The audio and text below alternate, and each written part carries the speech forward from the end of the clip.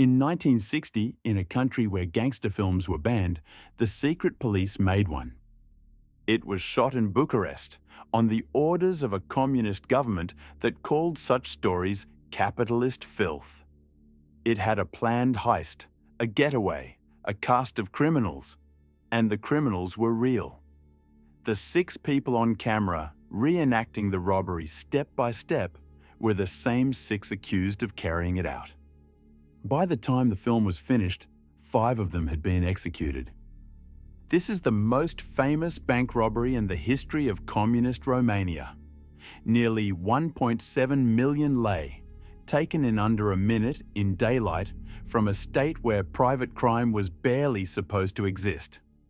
6 former regime insiders arrested, a secret trial, a firing squad, and a reconstruction filmed by the very people who had just killed its stars, a film the public was never meant to see. More than 60 years later, one question still has no answer: whether the robbery happened the way the state said, or whether it happened at all. To understand why this case still refuses to make sense, you have to start with the people in that film, because none of them were criminals. In the Romania of the 1950s, the 6 faces on screen were not outsiders. They were insiders. Before the war, when belonging to the Communist Party could get you imprisoned, they had been the believers, the illegalists, the underground. When the Soviets arrived in 1944 and the party took power, people like them were rewarded. They rose. Alexandru Ioanid, the man the state would brand the gang's leader, had been a lieutenant colonel in the militia, once in charge of its legal directorate. His younger brother Paul taught at the military academy with a doctorate from Moscow. Among the others, an aviation engineer, a historian who lectured at the University of Bucharest, a journalist for the party's own newspaper, a radio editor.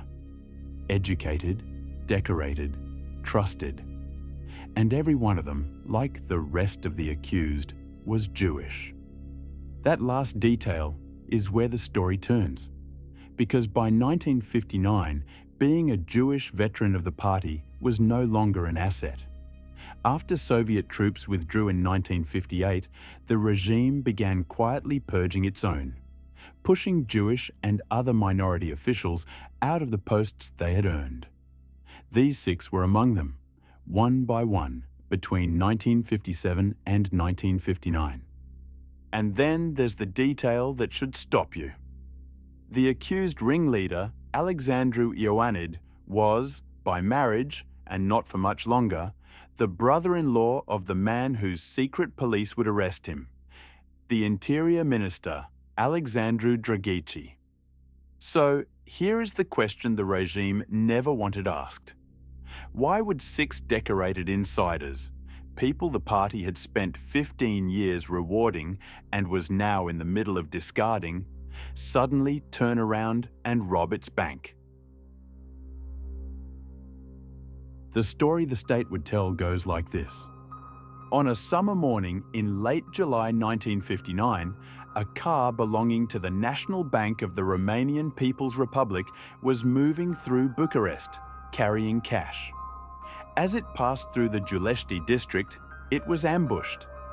5 figures, 4 men and a woman, closed in, armed.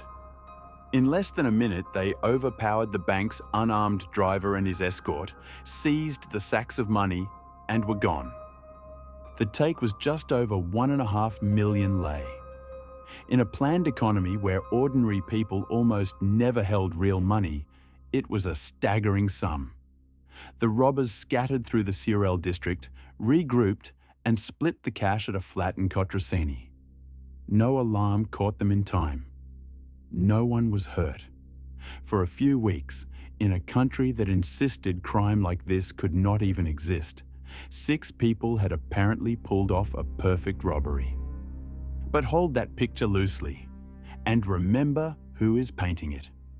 Every detail of that morning, down to the timing and the guns, reaches us from the same secret police who would soon have the suspects in a cell. What came next is not in dispute. For 2 months, the Securitate turned Bucharest inside out. Thousands of people pulled in and interrogated. Among them was a money collector for the bank named Gheorghe Năstase, entirely innocent, and, as it happened, the father of the boy who would grow up to be the tennis champion Ilie Năstase. He was beaten and held for months before a connection high in the party finally got him out. By some accounts, another man, a bank cashier, was beaten to death in custody. The confessions that finally cracked the case were drawn out by Gheorghe Enoiu, head of the Securitate's criminal investigations, remembered by those who survived his rooms as one of the regime's most practiced torturers. And here is the detail that should sit badly with you. In all of it, there is no fingerprint, no forensic trace, nothing physical at all tying these 6 to that street. The case that would put 5 of them in front of a firing squad rested, in the end, on confession. And a confession beaten out of a prisoner proves only one thing: what the man holding the truncheon wanted to hear. In November 1959, the 6 were tried, behind closed doors before a military tribunal, the kind of court a state reserves not for thieves, but for enemies. And the story the prosecution told kept changing. At various points, the gang was said to have plotted to assassinate the Interior Minister himself and the party's chief ideologue, charges dramatic enough for a spy film and quietly dropped before the verdict. The motive shifted too: greed, then revenge for their downfall, then something stranger, that these were Jews stealing to fund emigration to Israel. That last accusation ran straight into a simple fact: the Romanian leu could not be exchanged for foreign currency. As a way to buy passage to a new country, the money was very nearly worthless. The court was unmoved. 5 of the 6, the brothers Ioanid, Igor Sevianu, Sasha Mushat, and Haralambie Obedeanu, were sentenced to death. Only Monica Sevianu, the one woman, was spared. A mother of 2, she was given life instead. On the night of the 18th of February, 1960, the 5 men were shot at Jalava prison. Their families were not told. And now the floor gives way. Because everything you have just heard, the heist, the timeline, the confessions, the motive, every piece of it was produced by the same Securitate that arrested these people, scripted their trial, and shot them. There is no independent witness, no outside ledger. The only account of the crime belongs to the men who profited from the verdict. So historians are left with a genuinely open question: not just who did it, but whether it happened the way anyone said. A few things are not seriously doubted: that these 6 were not career criminals, but purged Jewish ex-communists; that the trial was a sham; that the confessions were tortured out of them; that the whole affair carried the unmistakable shape of an anti-Semitic purge. What no one can prove is what set it in motion. Several of the accused, it turns out, were already under surveillance before the robbery. Phones tapped, movements watched. In one of the most controlled police states on earth, 6 monitored insiders nearly getting away with an armed bank robbery strains belief. The money made no sense. The charges kept changing. And one man, Alexandru Galish, a son of the accused ringleader, says he read the 20,000-page case file and came away convinced the robbery may never have happened at all. The most careful historians stop short of his certainty. They land somewhere colder and harder to sit with, that a robbery of some kind probably did occur and was seized upon, perhaps steered from the very start, by a regime that turned it into theatre.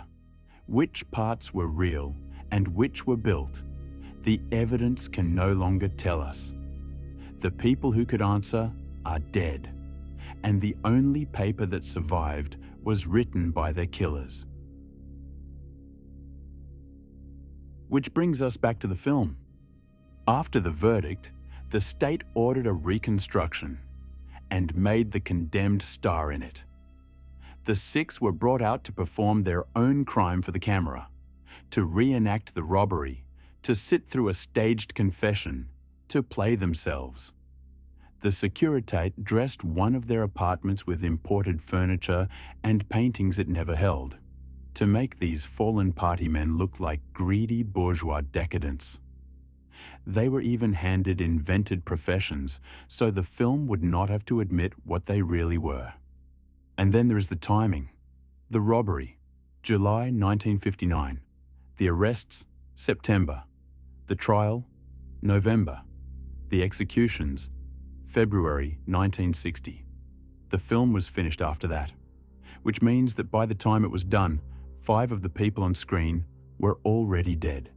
The state had made a movie starring corpses and shown it not in cinemas, but in special closed sessions for party audiences across the country, then locked it in the archive. Decades later, a Romanian filmmaker named Alexandru Solomon built his own documentary around that footage and called it what it was: a documentary about a documentary of lies. A reconstruction that, in his words, conceals far more than it shows. The men who built the case never answered for it. Alexandru Dragici, the interior minister, died in comfortable exile, never tried.